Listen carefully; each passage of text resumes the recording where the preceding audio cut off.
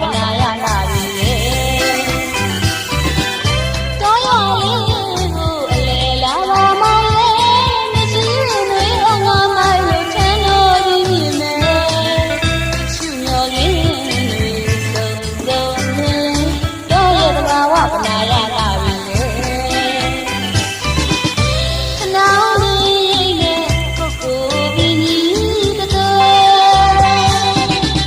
ရွာဝင်လမ်းနေရှိမှကွယ်ဒီမှာရင်းနှံတွေ့ရမယ်လာရင်လွမ်းကြည့်ရစေနဲ့ခဏလေးနဲ့ကိုကိုပြီးကြီးတတော်ရွာဝင်လမ်းနေရှိမှကွယ်ဒီမှာရင်းနှံတွေ့ရမယ်မောင်လာရင်လွမ်းကြည့်ရစေနဲ့လဲလဲလောက်ပွင့်ဝဲကောက်ကောက်ရောင်းရင်းနဲ့ချူတယ်လဲရင်ကိုစီးပါလို့မောင်ယောက်ျားလာတော့ကိုယ်